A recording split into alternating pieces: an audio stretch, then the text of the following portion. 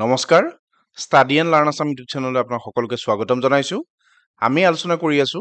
Grade 4 ৰ বাবে অতিকৈ গুৰুত্বপূৰ্ণ কিছুমান কোৱেশ্চন এনসাৰ আৰু গ্ৰেড 4 ৰ ওপৰত আমি প্ৰস্তুত কৰা এইটো 2 নম্বৰটো ভিডিঅ' হ'ব আপোনালোকে যদি আগৰ ভিডিঅ'টো চোৱা নাই ডেসক্ৰিপচনৰ লিংক আছে বা প্লেলিষ্টত গৈ আপোনালোকে আগৰ ভিডিঅ'টো চাব পাৰিব আজি মই ভিডিঅ'টোত ইনক্লুড কৰিছো অতিকৈ গুৰুত্বপূৰ্ণ কিছু কোৱেশ্চন এনসাৰ যিবিলাক কোৱেশ্চন এনসাৰ আপোনালোকৰ আগন্তুক দিনত আহিব লগা গ্ৰেড 4 ৰ এক্সামত বিশেষভাৱে সহায় হ'ব আপোনালোকে প্ৰথমবাৰ শেষলৈকে খুব গুৰুত্ব দি ভিডিঅ'টো চাই যাব বুলি আশা ৰাখিলো লগতে পোনপ্ৰথমবাৰৰ বাবে যদি আপোনালোক আমাৰ চেনেলটোলৈ আহিছে চেনেলটো সাবস্ক্ৰাইব কৰি থব এনে ধৰণৰ ইনফৰমেটিভ ভিডিঅ'বোৰ পাই থাকিবৰ বাবে তেন্তে পলম নকৰি আজি আমাৰ ভিডিঅ'টো আৰম্ভ কৰো আহক আজি আমাৰ ফাৰ্স্ট কোৱেশ্চন কি দিয়া আছে চাই লম এটা দিয়া হৈছে which of the following district of Assam does not have any international boundary অসমৰ তলৰ কোনখন জিলাৰ কোনো আন্তঃৰাষ্ট্ৰীয় সীমা নাই ইয়াতে সোধা হৈছে এটা চাৰিখন ডিস্ট্ৰিক্ট দিয়া হৈছে আৰু এই চাৰিখন ডিস্ট্ৰিক্টৰ ভিতৰত শুদ্ধ এনসাৰটো হ'ব অপচন এ ধেমাজি অসমৰ ধেমাজি জিলাৰ কোনো আন্তঃৰাষ্ট্ৰীয় সীমা নাই আপোনালোকে মনত ৰাখিব অসমৰ ধেমাজি জিলাৰ কোনো আন্তঃৰাষ্ট্ৰীয় সীমা নাই নেক্সট কোৱেশ্চন চাম আমি ইয়াতে দিয়া হৈছে কি the length of Brahmaputra within Assam is অসমত ব্ৰহ্মপুত্ৰ নদীৰ দৈৰ্ঘ্য কিমান খুব গুৰুত্বপূৰ্ণ হয় কেতিয়াবা অসমৰ নদী ভাৰতবৰ্ষত ব্ৰহ্মপুত্ৰ নদীৰ দৈৰ্ঘ্য কিমান তেনেকৈ আহিব পাৰে আৰু যদি আমাৰ অসমৰ সোধে তেতিয়া হ'ব অপচন বি 720 কিলোমিটাৰ অৰ্থাৎ ব্ৰহ্মপুত্ৰ নদীৰ দৈৰ্ঘ্য হৈছে অসমত 720 কিলোমিটাৰ নেক্সট টাইম আমি ইয়াতে দিয়া হৈছে কি average height of Assam from sea level সমুদ্ৰ পৃষ্ঠৰ পৰা অসমৰ গড় উচ্চতা কিমান খুব কমন কোৱেশ্চন হয় এইটো আৰু এই কোৱেশ্চনটোৰ শুদ্ধ এনসাৰটো হ'ব অপচন বি 69.5 মিটাৰ সমুদ্ৰ পৃষ্ঠৰ পৰা অসমৰ গড় উচ্চতা হৈছে 69.5 মিটাৰ নেক্সট টাইম আমি ইয়াতে দিয়া হৈছে কি what is the population density of Assam per square kilometres প্ৰতি বৰ্গ কিলোমিটাৰত অসমৰ জনসংখ্যাৰ ঘনত্ব কিমান খুব গুৰুত্বপূৰ্ণ কোৱেশ্চন হয় প্ৰতি বৰ্গ কিলোমিটাৰ অসমৰ জনসংখ্যাৰ ঘনত্ব হৈছে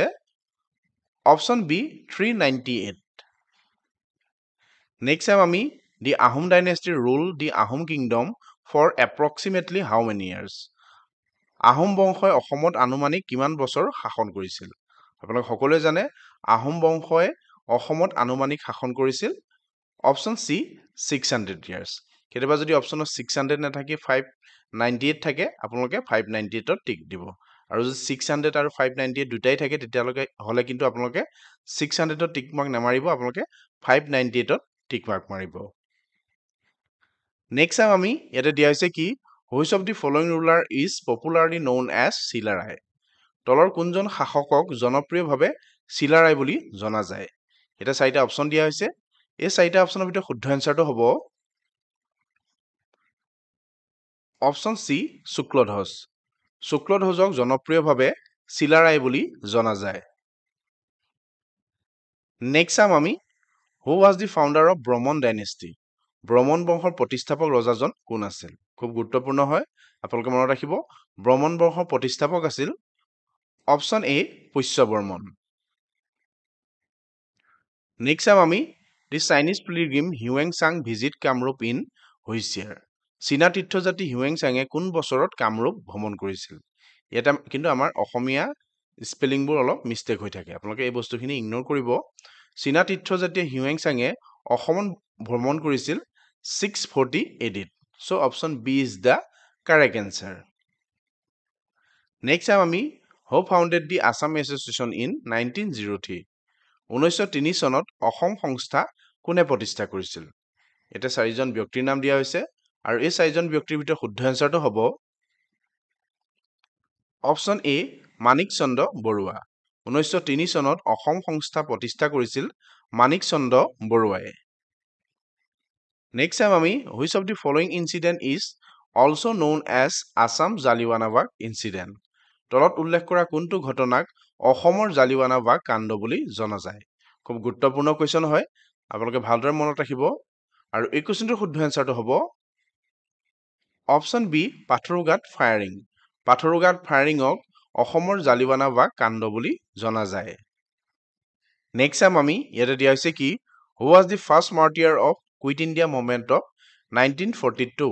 1942 চনত ভাৰত ত্যাগ আন্দোলনৰ প্ৰথম শ্বহীদ কোন আছিল খুব গুৰুত্বপূৰ্ণ হয় ইয়াত 1942 চনত হোৱা ভাৰত ত্যাগ আন্দোলনৰ কথা সোধা হৈছে আৰু এই কোৱেশ্চনটোৰ শুদ্ধ এনসাৰটো হ'ব অপশ্যন এ কনকলতা বৰুৱা 1942 চনৰ ভাৰত ত্যাগ আন্দোলনৰ প্ৰথম শ্বহীদ আছিল কনকলতা বৰুৱা নেক্সট টাইম আমি ইয়াতে দিয়া হৈছে কি which town is also known as the Manchester of Assam তলত উল্লেখ কৰা কোনখন চহৰত অসমৰ মানচেষ্টাৰ বুলি জনা যায় খুব গুৰুত্বপূৰ্ণ হয় আৰু খুব কমন কুৱেশ্যনো হয় আৰু আপোনালোকে সকলোৱে জানে অসমৰ মানচেষ্টাৰ বুলি জনা যায় option B Sualkuchi next time আমি ইয়াতে দিয়া হৈছে কি which language is use by Shankardev to written Borgeets শংকৰদেৱে বৰগীত লিখিবলৈ কোনটো ভাষা ব্যৱহাৰ কৰিছিল খুব গুৰুত্বপূৰ্ণ হয় আৰু এই কুৱেশ্যনটোৰ শুদ্ধ এনসাৰটো হ'ব অপশ্যন ডি বৰ্জাৱলী শংকৰদেৱে বৰগীত লিখিবলৈ ব্যৱহাৰ কৰা ভাষাটো হৈছে বৰ্জাৱলী ভাষা নেক্সট টাইম আমি which king is also known by nick name as Bhanga ৰজা তলত উল্লেখ কৰা কোনজন ৰজাক ভঙা ৰজা বুলিও জনা যায় ইয়াতে এইটো স্পেলিংটো ভুল হৈ আছে আপোনালোকে মনত ৰাখিব তলত উল্লেখ কৰা কোনজন ৰজাক ভঙা ৰজা বুলিও জনা যায় আমাক কুৱেশ্যনত সুধিছে আৰু এই কুৱেশ্যনটোৰ শুদ্ধ এনসাৰ হ'ব অপশ্যন চি চুৰামফা চুৰামফাক ভংগা ৰজা বুলিও জনা যায় নেক্সট টাইম আমি Rajatarangini written by Kalhana is associated with which of the following কলহনে লিখা ৰাজতৰংগিনী তলৰ কোনটোৰ লগত জড়িত আপোনালোকে মনত ৰাখিব খুব গুৰুত্বপূৰ্ণ হয় ৰাজতৰংগিনী আৰু এই ৰাজতৰংগিনীখন লিখিছিল কলহনে পইণ্টকেইটা আপোনালোকে মনত ৰাখিব আৰু এই ৰাজতৰংগিনীখন তলৰ উল্লেখ কৰা কোনটো বিষয়ৰ লগত জড়িত আৰু এই কুৱেশ্যনটোৰ শুদ্ধ এনসাৰটো হ'ব option C history of Kashmir ৰাজতৰংগিনীখন আছিল হিষ্ট্ৰী অফ কাশ্মীৰৰ ওপৰত লিখা এখন কিতাপ নেক্সট টাইম আমি ইয়াতে দিয়া হৈছে কি which of the following district in Assam has the highest population তলত উল্লেখ কৰা কোনখন জিলাত জনসংখ্যাৰ ঘনত্ব সৰ্বাধিক এটা 4খন ডিষ্ট্ৰিক্ট দিয়া হৈছে আৰু এই 4খন ডিষ্ট্ৰিক্টৰ ভিতৰত শুদ্ধ এনসাৰটো হ'ব অপশ্যন বি কামৰূপ আপোনালোকে মনত ৰাখিব অসমৰ জনসংখ্যাৰ ঘনত্ব সৰ্বাধিক থকা জিলাখন হৈছে অপশ্যন বি কামৰূপ জিলা নেক্সট টাইম আমি হিউৱেংচাং visit Assam during the reign of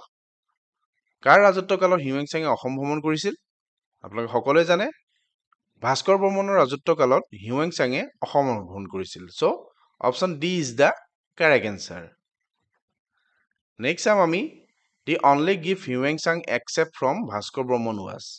Bhaskar বৰ্মনৰ পৰা হিউৱেংচাঙে গ্ৰহণ কৰা একমাত্ৰ উপহাৰটো কি আছিল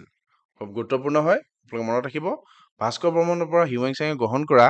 একমাত্ৰ উপহাৰটো হৈছিল এটা টুপি so' option D is the correct answer কেতিয়াবা হয়তো সেই টুপিটোৰ নামো আহিব পাৰে আপোনালোকে মনত ৰাখিব ভাস্কৰ বৰ্মনৰ পৰা হিউৱেংচাঙে গ্ৰহণ কৰা একমাত্ৰ টুপিটোৰ নাম হৈছে হু লা লি নেক্সট টাইম আমি ইয়াতে দিয়া হৈছে কি who was the founder of Chutia kingdom Chutia ৰাজ্যৰ প্ৰতিষ্ঠাপক কোন আছিল আৰু এই কুৱেশ্যনৰ এনচাৰটো হ'ব অপশ্যন বি বীৰপাল চুতীয়া ৰাজ্যৰ প্ৰতিষ্ঠাপক আছিল বীৰপাল নেক্সট টাইম আমি what was the first capital of Chutia kingdom Chutia ৰাজ্যৰ প্ৰথম ৰাজধানী কি আছিল এটা 4টা অপশ্যন দিয়া হৈছে এই 4টা অপশ্যনৰ ভিতৰত শুদ্ধ এনচাৰটো হ'ব অপশ্যন ডি স্বৰ্ণগিৰি চুতীয়া ৰাজ্যৰ প্ৰথম ৰাজধানী আছিল স্বৰ্ণগিৰি নেক্সট টাইম আমি what was the permanent capital of Chutia kingdom Chutia ৰাজ্যৰ স্থায়ী ৰাজধানী কি আছিল ইয়াতে সোধা হৈছে আৰু এই কুৱেশ্যনৰ এনচাৰটো হ'ব অপশ্যন ডি শদিয়া আপোনালোকে মনত ৰাখিব চুতীয়া ৰাজ্যৰ স্থায়ী ৰাজধানীখন আছিল শদিয়া নেক্সট টাইম আমি which Chutia king built Sadiya কোনজন চুতীয়া ৰজাই শদিয়া নিৰ্মাণ কৰিছিল আপোনালোকে মনত ৰাখিব আৰু এই কুৱেশ্যনৰ এনচাৰটো হ'ব option D Ratnadhwaj Pal next time আমি Sadhani was the last queen of which dynasty খুব গুৰুত্বপূৰ্ণ হয় সতী সাধনীৰ ওপৰত কিন্তু কুৱেশ্যন অহা দেখা যায় আপোনালোকে মনত ৰাখিব সতী সাধনী আছিল চুতীয়া বংশৰ শেষৰ গৰাকী ৰাণী so' option B is the correct answer next time আমি what was the usual shape of Kachari coins Kachari মুদ্ৰাৰ সাধাৰণ আকৃতি কি আছিল আপোনালোকে মনত ৰাখিব কছাৰী মুদ্ৰাৰ সাধাৰণ আকৃতি আছিল অপশ্যন বি ৰাউণ্ড অৰ্থাৎ ঘূৰণীয়া নেক্সট টাইম আমি দি আছাম একৰ ৱাজ চাইন ইন হুইচ ইয়াৰ কোন বছৰত অসম চুক্তি স্বাক্ষৰিত কৰা হৈছিল? আৰু এই কুৱেশ্যনৰ এনচাৰটো হ'ব অপশ্যন বি 1985 অৰ্থাৎ 1985 চনত অসম চুক্তি স্বাক্ষৰিত হৈছিল। নেক্সট চাম আমি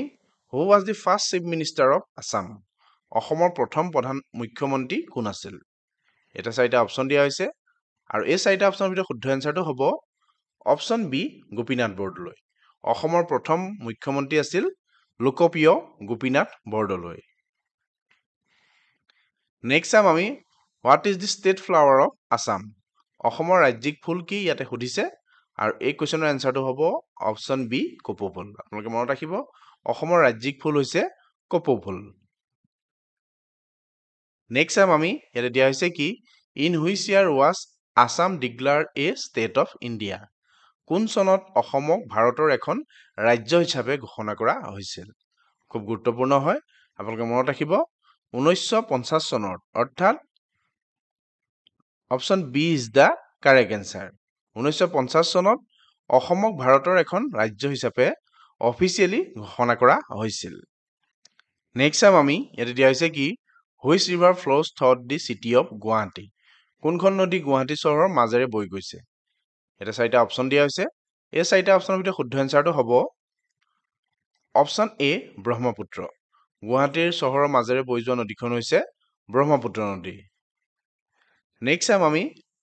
what is the main cultural festival celebrated by the Bodo in Assam? অসমৰ বড়োসকলে উদযাপন কৰা প্ৰধান সাংস্কৃতিক উৎসৱটো কি? এটা 4টা অপশ্যন দিয়া হৈছে এই 4টা অপশ্যনৰ ভিতৰত শুদ্ধ এনচাৰটো হ'ব অপশ্যন ডি বৈশাগু। অসমত বড়োসকলে উদযাপন কৰা প্ৰধান সাংস্কৃতিক উৎসৱটোৱে হৈছে বৈশাগু উৎসৱ। ধন্যবাদ। ইমানলৈকে আপোনালোকে আমাৰ ভিডিঅ'টো চোৱাৰ বাবে আপোনাক সকলোকে অশেষ ধন্যবাদ থাকিল। আগন্তুক দিনত আমাৰ গুৰুত্বপূৰ্ণ ভিডিঅ'বোৰ পাবৰ বাবে আমাৰ চেনেলটো ছাবস্ক্ৰাইব কৰি ৰাখিব। লগতে আজিৰ ভিডিঅ'টোৰ পৰা যদি আপোনালোকৰ অলপ হ'লেও হেল্প হৈছে বুলি ভাবিছে লগৰ বন্ধু বান্ধৱীৰ লগত শ্বেয়াৰ কৰিব আৰু কমেণ্ট কৰি আপোনালোকৰ মতামত আমাক জনাব।